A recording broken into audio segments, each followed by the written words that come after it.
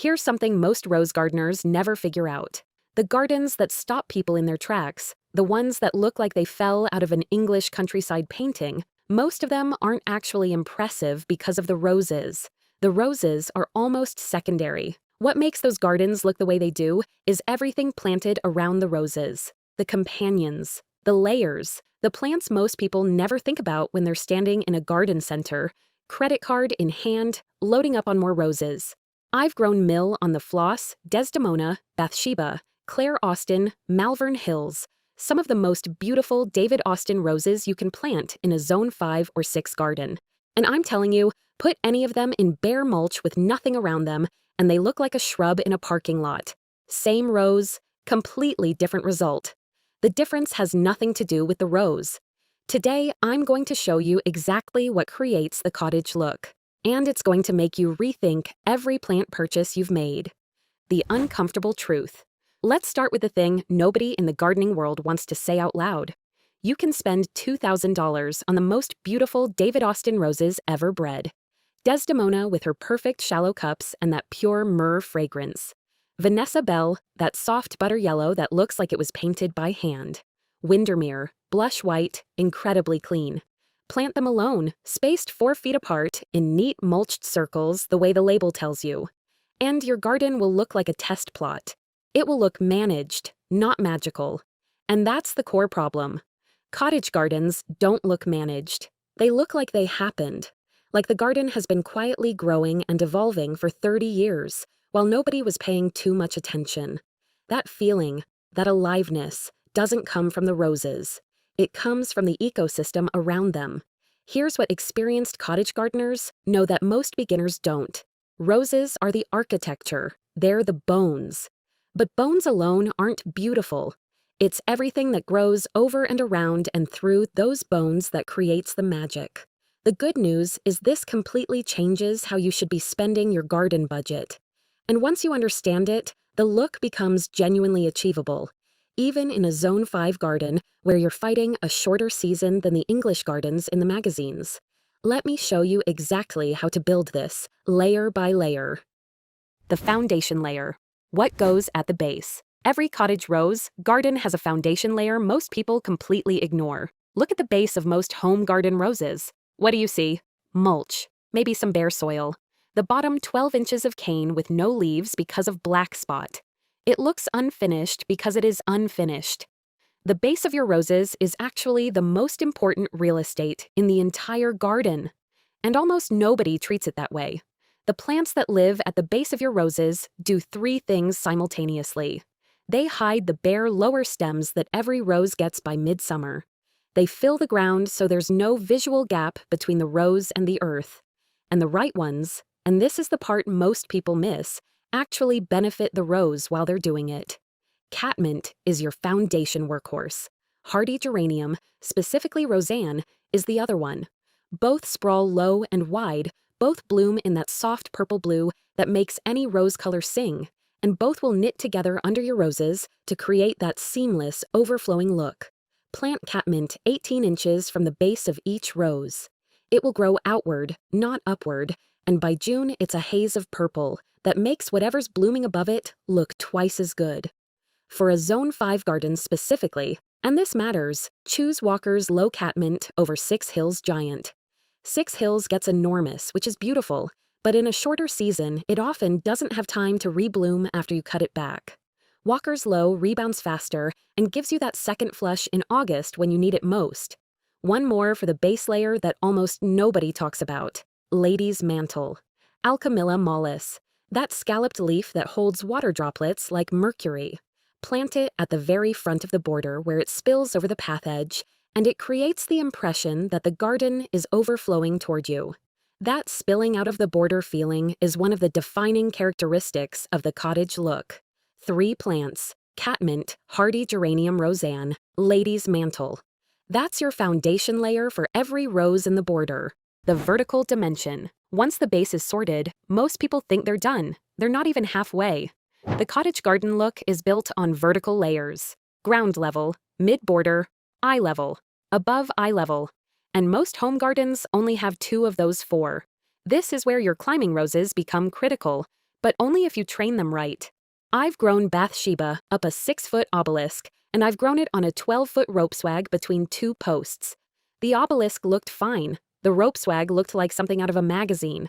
Same rows, completely different training, completely different result. Here's why. Bathsheba, like most climbing roses, has apical dominance. If you train it straight up, the plant sends all its energy to the top. You get flowers at 8 feet where nobody can see them and bare canes at eye level. Train those same canes as close to horizontal as you can get. Even a 45-degree angle helps, and the plant sends flowering shoots from every single bud along the cane. You go from a dozen blooms to potentially 100. Malvern Hills is another one worth naming here specifically. It's a rambler-style climber with small, rosette-formed blooms in soft yellow, and it's one of the most flexible canes I've worked with. Genuinely easy to train horizontally, even in year 2. In Zone 5, it's reliably hardy, which matters when you're building something you want to last. For the vertical mid-border, the layer between your foundation plants and your climbers, this is where foxgloves and delphiniums earn their keep. Both are biennial or short-lived perennial. Both self-seed freely if you let them. Both create exactly that spire and bloom combination that gives the cottage border its characteristic rhythm. Let them seed. Let them move. A foxglove that places itself next to a rose did a better job of garden design than you could have planned. That's not a mistake. That's the garden working with you. The color architecture mistake. Here's the color mistake that kills the cottage. Look faster than anything else. Too much variety. Most gardeners, when they're building a cottage border, try to include every color they love. Soft pink, rose next to a hot pink rose, next to a cream rose, next to a red one. Then purple catmint and yellow lady's mantle, and orange crocosmia because they love orange crocosmia. The result looks like a garden center, not a garden. The cottage gardens in the photographs that inspire you, the ones from Sissinghurst, from Hidcote, from the David Austin Trial Gardens. Almost all of them are built around a deliberately limited palette, usually 2 or 3 colors maximum, with white and soft green as neutrals threading through. Pick a color story and commit to it. For Rose Garden, the most reliably beautiful palette in Zone 5 is blush pink, soft white, and deep purple blue. That's it. Desdemona and Claire Austin handle your soft white and blush.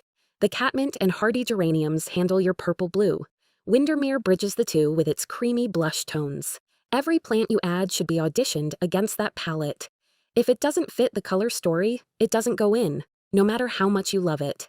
This is the single decision that separates gardens that look designed from gardens that look accumulated.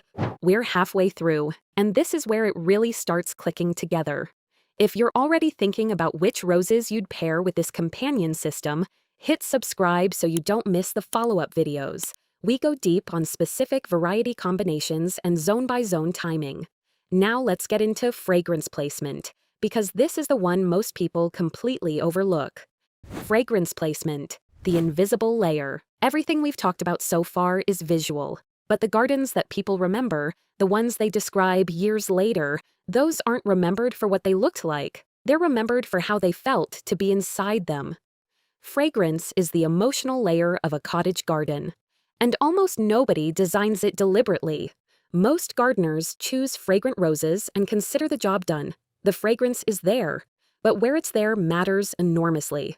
Claire Austin, creamy white, extraordinary fragrance, pure and clean, is one of the most powerfully scented roses I've grown in Zone 5. If you plant her at the back of a deep border, that fragrance stays at the back of the border. You might catch a hint of it when the wind is right, but you don't experience it. Plant Claire Austin beside the gate you walk through every morning. Plant her within arm's reach of where you sit in the evening. Now you experience her every single day, multiple times a day. Same rose, same fragrance, completely different relationship with the garden. Desdemona has a different scent profile, stronger myrrh note, old rose richness, and she's lower growing, which makes her perfect for planting where the blooms are at nose height when you're walking past. 2 feet from the path edge, not 6 feet back in the border. For Zone 5, here's the fragrance placement framework. Position your most fragrant roses within 3 feet of where you spend time. Front door, garden gate, seating area, evening walk path. Then use your less fragrant but visually stunning varieties, Bathsheba, Malvern Hills, for the structures and climbers where you're optimizing for visual impact over scent. Layer lavender along every path edge. When you brush it walking past, you release the scent. That's not an accident. That's a decision. Same with catmint. The touch and release scent experience is what makes a garden feel alive in a way no photograph can capture. The Zone 5 to 6 gap problem. Here's the problem nobody talks about when they show you English cottage rose gardens. Those gardens are in England, or the Pacific Northwest, or Zone 7 at minimum. We're in Zone 5, and Zone 5 creates a specific challenge that fundamentally changes how you need to design your cottage garden, and almost nobody addresses it. In a Zone 5 to 6 garden, your roses have a hard first flush in June. Then there's a gap, sometimes 3 to 4 weeks, while they set up for the second flush. In an English garden, that gap is filled by a dozen other things blooming simultaneously. In a less carefully planted Zone 5 garden, that gap is just a gap. Green leaves, spent blooms, bare ground. The magic evaporates. This is why your companion selection for Zone 5 is actually more critical than it is for warmer zones. Your companions aren't just decorative, they're structural. They have to carry the garden through the weeks when your roses aren't performing. Here's what carries the gap in a Zone 5 cottage border. Alliums bridge from spring bulbs into the early rose season. Their globes are still architectural even after they fade. Astrantia blooms through the entire gap period and looks extraordinary next to rose foliage. Veronica strum, tall, spire-forming, incredibly hardy, hits its peak right in that midsummer gap and fills the vertical space beautifully. And here's the specific detail that makes this work. Plant for the gap, not for the flush. When your roses are blooming, nothing can compete with them. They carry the border effortlessly. The gap is where your garden either holds together or falls apart. Plant for that. A Zone 5 cottage garden designed around the gap is actually more interesting than an English one, because something is always transitioning. It never looks static. It always looks like it's becoming something, making it look decades old in year one. The biggest visual problem with a newly planted cottage garden is that it looks new. Everything is the right size on the label and completely wrong in the ground. Roses that should billow look like sticks. Companions that should spill look like plugs. The whole thing looks like it was installed last Tuesday, because it was. There are 4 specific things that age a garden faster than anything else. First, plant at higher density than feels right. The spacing on rose labels is written for ultimate mature size with air circulation in mind. For the cottage look, you want plants touching and intermingling. Plant your companions closer than the label says. Accept some crowding. The crowding is the look. Second, use annuals as gap fillers in year 1. Cosmos, Nigella, and sweet peas are your best tools. They're fast, they're cottage perfect in feel, and they fill the visual space while your permanent plants establish. Nigella especially, it self-seeds, comes back the following year, and looks genuinely wild rather than planted. Third, add 1 piece of aged hardscape immediately. A moss-covered stone, a weathered wooden stake, a reclaimed brick path edge. The eye reads aged materials as, this has been here a while, and unconsciously extends that reading to the plants around them. New plants next to old materials look more established than new plants next to new materials. Fourth, let something self-seed somewhere unexpected and leave it. When a foxglove comes up in the wrong place, or a hardy geranium seeds into the path crack, or Nigella appears through a rose cane, leave it. These self-placed plants are doing something you couldn't plan. They're making the garden look like it has a life of its own. That last one is the hardest for most gardeners. The instinct is to tidy, resist it. The volunteer plant in the unexpected place is often the best thing in the whole border. The system, putting it all together. Everything we've covered today is a layer of the same system. The roses are the architecture. Choose varieties built for Zone 5, built for fragrance and form. Desdemona, Claire Austin, Windermere for the border. Bathsheba and Malvern Hills for the verticals. The companions are the atmosphere, catmint, hardy geranium roseanne, and lady's mantle at the base. Foxgloves and delphiniums in the mid-border. alliums, astrantia, and veronicastrum holding the gap. The color palette is the discipline, blush, white, and purple blue, held consistently across every plant choice. The fragrance is the experience, designed deliberately, positioned for encounter, not just existence. And the controlled wildness, the self-seeders, the volunteers, the plants that move themselves, is what makes the whole thing feel alive. None of this requires a large budget. Most of it requires a different way of thinking about what you're actually building. You're not planting individual plants. You're building an ecosystem, one where the roses are extraordinary, but the world around them is what makes them look that way. Which layer are you missing right now? The foundation companions, the gap planting, the color discipline? Let me know in the comments. Describe your current setup, and I'll tell you exactly what I'd add first. I read every comment, and these conversations are genuinely some of the best rose advice on the channel. If this gave you a new way of looking at your garden, give it a thumbs up. It helps more gardeners find this. Subscribe for the follow-up videos on specific variety combinations and the Zone 5 planting calendar we're putting together. Until next time, happy gardening.